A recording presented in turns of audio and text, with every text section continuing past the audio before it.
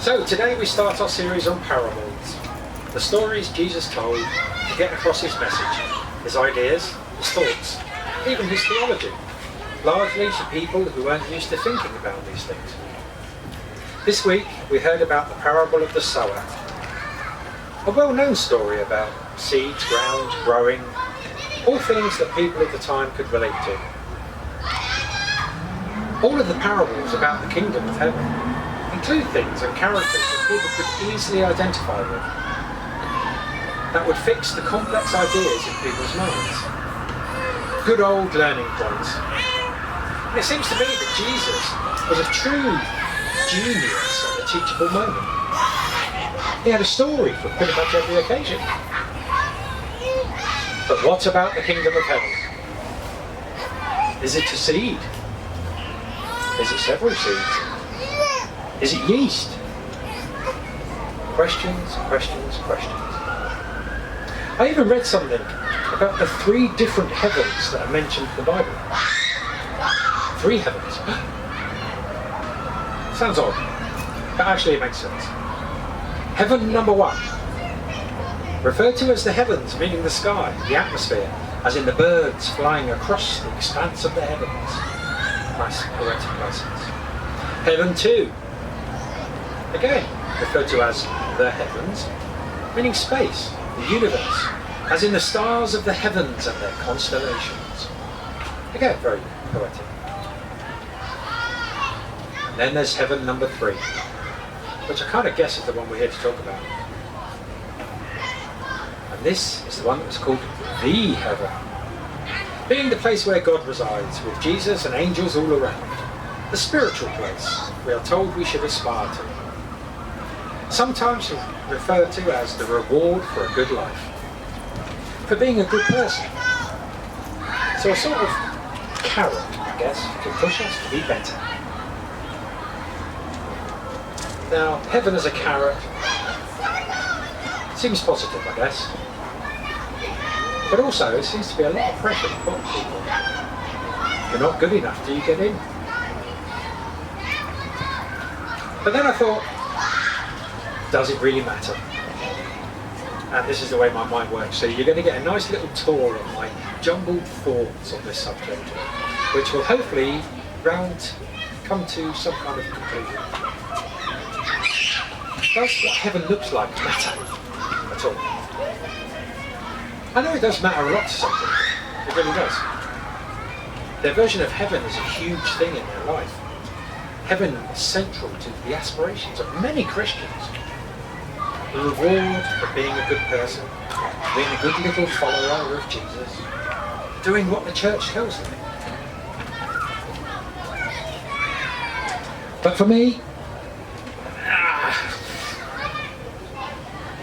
I don't know, I just really don't care. I know this seems crazy from a Christian, but I just really don't care. I don't care whether heaven is a huge place full of fluffy clouds, sweet music, angels floating by, or whether it's something like here, but somehow holy and clean and tidy, or any of the other myriad of versions, ideas and theories about heaven. I'm really not overly bothered by thoughts of heaven, to be honest. In fact, without this sermon series, I probably wouldn't have given heaven a second thought this year at all. But that's just me. I'm not looking for any reward for what I believe. I'm not hoping for a nice golden handshake at the end of my life. Congratulations, you've been a good dude. Move up to the top suite. I'm not looking for some wonderful ending for doing what I believe is right. For me, it's the now that matters, not the afterlife. But then, as many people know, I don't tend to plan very far ahead. So after all, if the only reason you do things is because you think you will be rewarded somewhere along the line, if you're just being a good person because you think being a good person will get you into heaven, then isn't that kind of the opposite of what we're called to do as Christians? Because that's a transactional process. I'm going to be good because somewhere down the line I'm going to get a huge reward. Now I thought, as Christians we're called to serve others, without thought of self, without thought of rewards. But surely if you're expected to go to heaven just for being Christian, then that's what it is. You're expecting a huge reward at the end of it.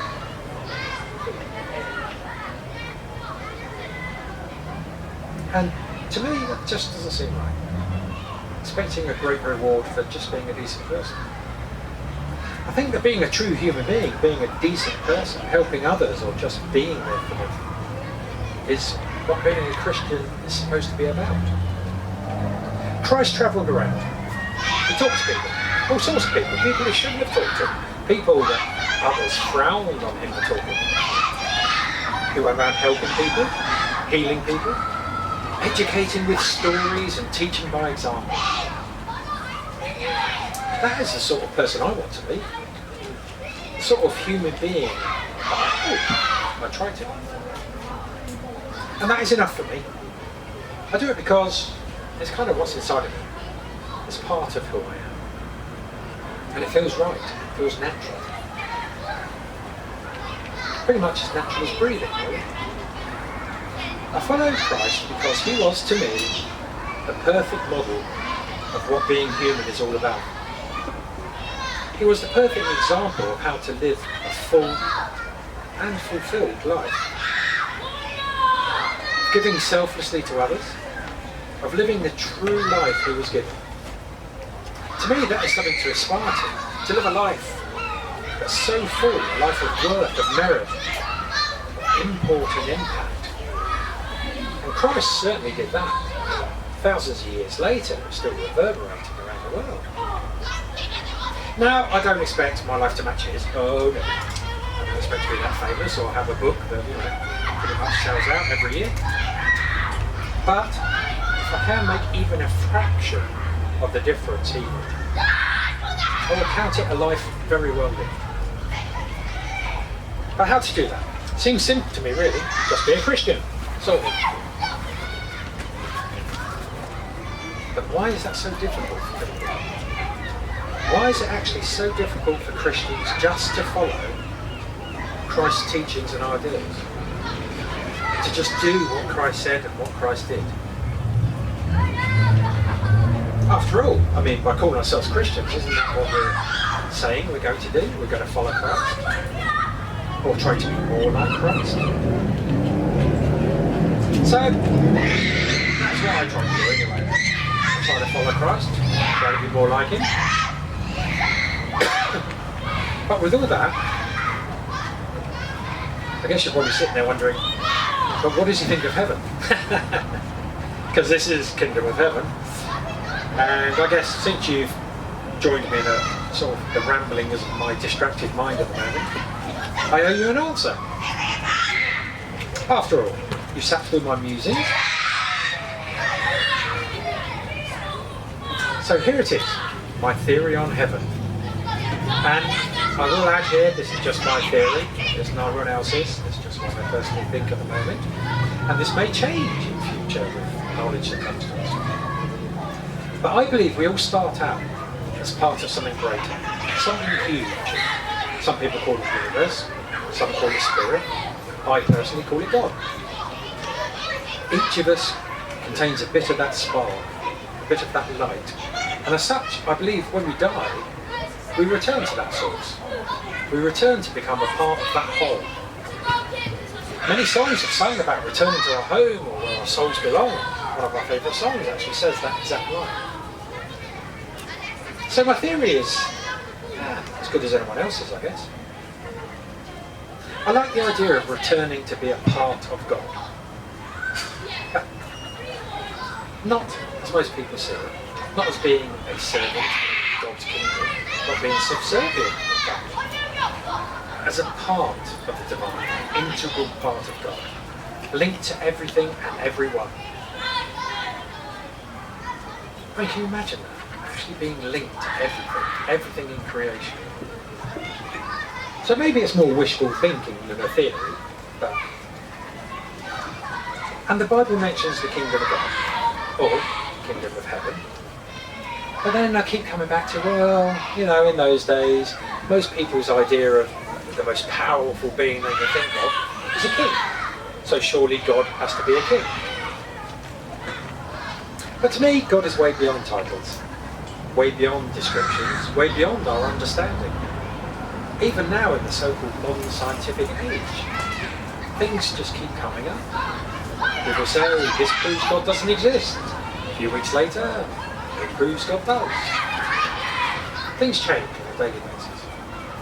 So I guess the reason I don't think much about heaven is because I know, no matter what, God has my back. That whatever comes next will actually just be taking me a step closer to God. Obviously, I mean, like most people, I guess, I would love to know everything about God. I'd love to be able to sit down and go, oh, this is what God does, this is what God thinks, this is what God looks like, this is what God says. But in the end, when it comes down to it, I am actually just happy to know that God exists. Because in that knowledge comes the power to have a truly full and fulfilling life. As for describing God as a king, or as anything really, I don't really get it, I don't accept it. But I'm more than happy to embrace the sheer mystery of God. That is beyond our understanding, currently. I'll put that caveat in, because we never know what's going to happen tomorrow. And which is summed up by that simple phrase, God is. Thank you.